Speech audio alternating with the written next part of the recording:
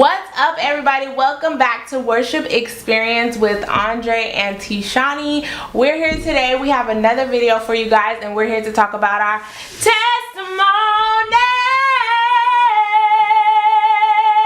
Did you hear that? You gotta stop that over because it was a little bit. Breathe in the spirit of the Lord, and I decree a blessing over your life right now.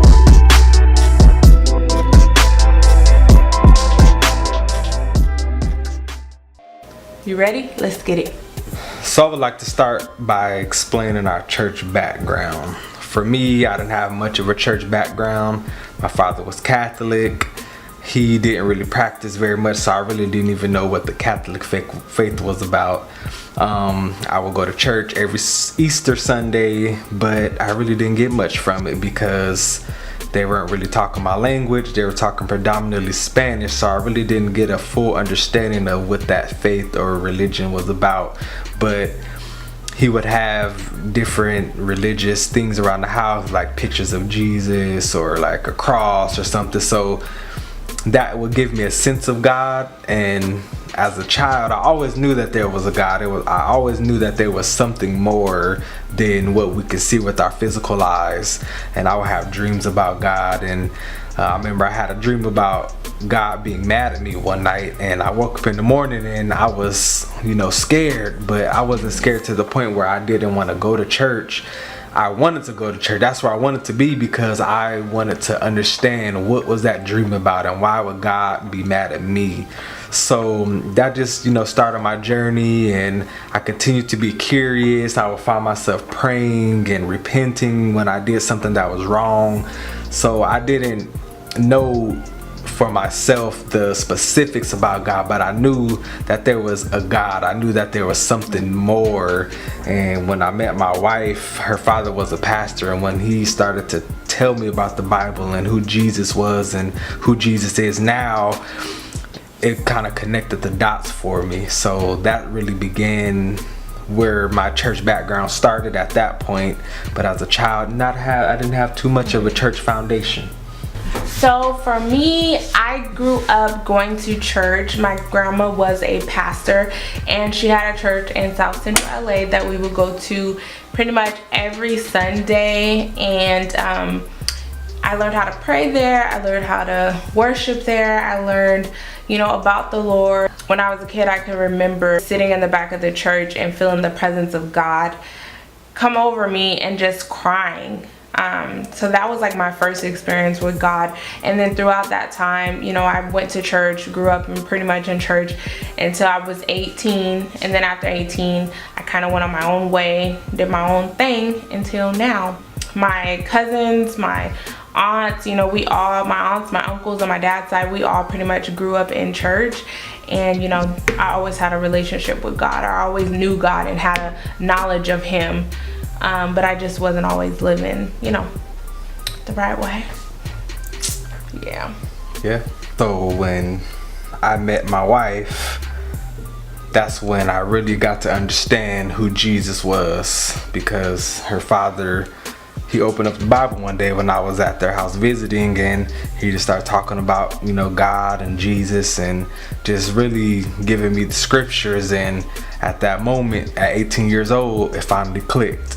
This is all that I've been hearing and feeling and thinking and dreaming about, and it finally connected those dots for me. So at 18, that's when I gave my life to Jesus, because that's when I started to really understand who he was, who he is, and who he called me to be.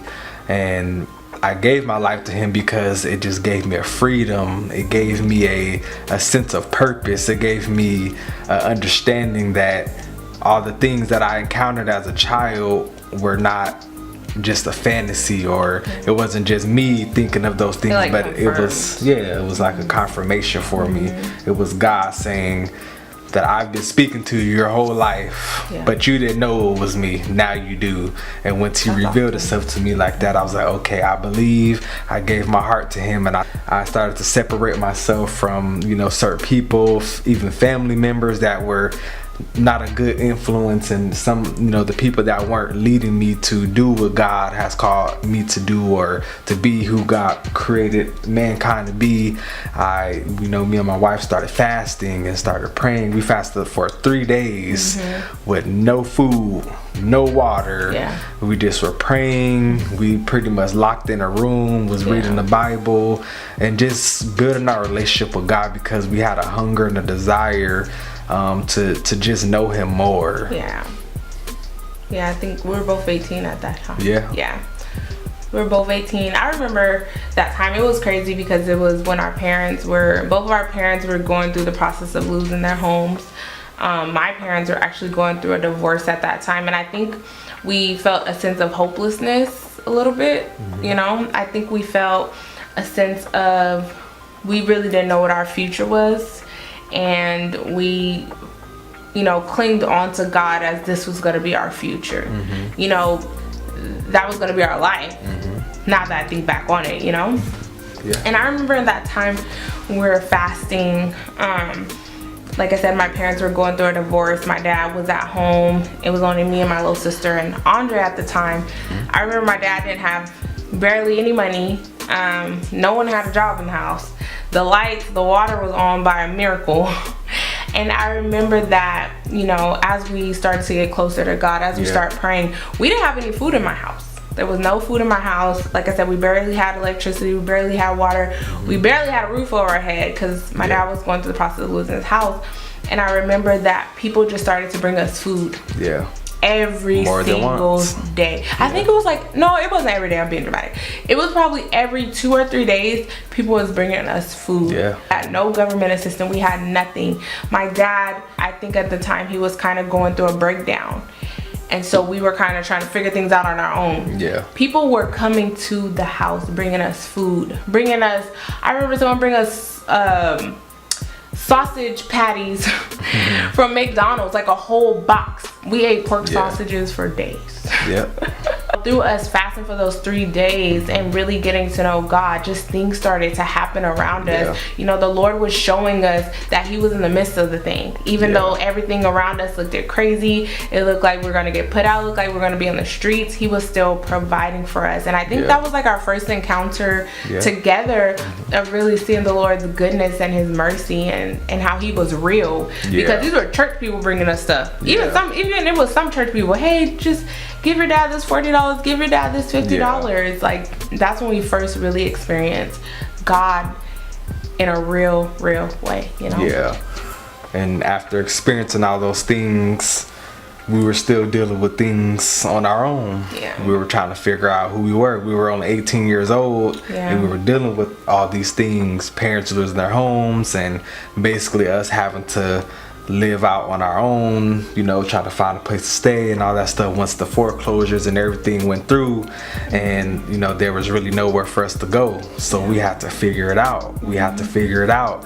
And I think we buckled under the pressure because we let go of God. After seeing all of those miracles, after seeing all of that stuff happen for us, we buckle under the pressure, and we tried to do it on our own from that point.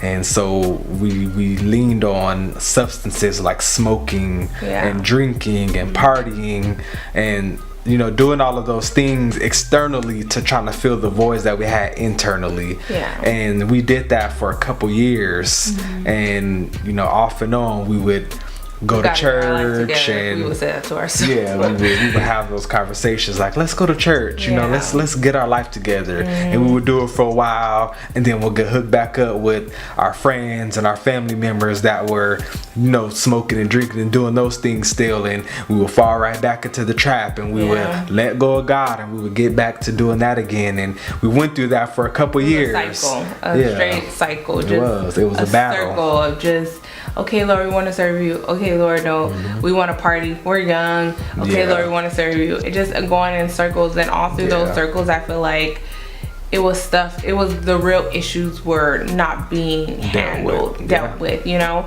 We were still hurting from our parents losing their home. We were still hurting from, you know, my parents divorced at the time. Childhood experience. You know, maybe we'll talk about that on another video, but just things that we have dealt with as children, you know, and hurts and pains, and we never dealt with that. So we were just going in a cycle of, Lord, we want to serve you, to, you know, let's just drink it and smoke it away. Let's party it away. You know? And it just was not working. It was not working. Even though it may have felt good at the moment, we were getting high, but you gotta wake up the next day and it's still the same. And really the problem is growing worse, because like my wife said, you're not dealing with the issue at its root. You're creating more issues onto that. So we went through that cycle. We kept going through that and going through it, and then we finally, think so many different circumstances happen from us not having a home and being homeless and having to go to hotels and being broke still and being hungry and, you know, just tired of being in a state of instability and struggling. I think we finally got it in our minds, you know, we've seen the goodness of God. We've seen the things that he has done in our lives. Even when we were backsliding, God was still providing for us along the way. We had periods of, you know, being homeless and being hungry and all that, but we never starved. You know, we never had to sleep actually on the streets. We at least had a car or something to sleep in, and we did that for a period of time as well, because we had nowhere else to go. But we know that God was providing the way, because we knew he was there for us, because we were still having at least those basic things that we needed. So going through that process, we took a step back and we were just looking at our life like, this is not the way that we want to live our life, and this is not the way that God wants us to live our life. I think we were tired of the cycles. I think we were tired of the up and down, and I feel like we never seen, well, I think for me, I've seen stability in my family, because when my father and my mother finally gave their life to Christ, we were stable. You know, through my childhood, we were very, very stable. So I think that we had an understanding that living a life for Christ will stabilize us.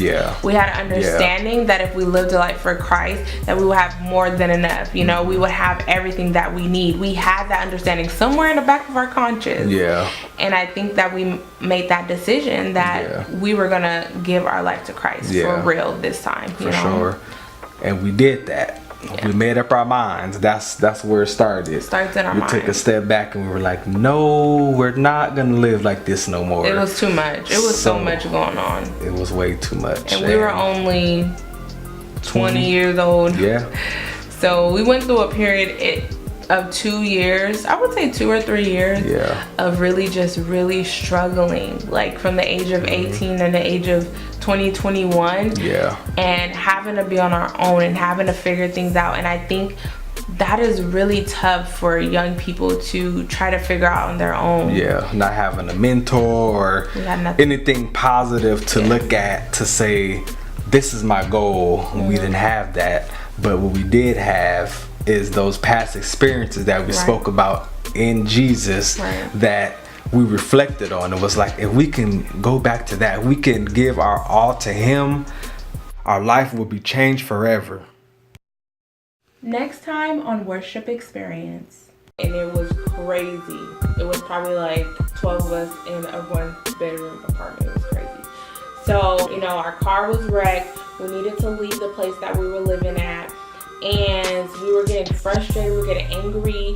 You know, we knew that we would do something that may have sent us to jail probably in a lot of situations, so we knew that we had to leave. God can make a miracle out of a mess. It was a mess.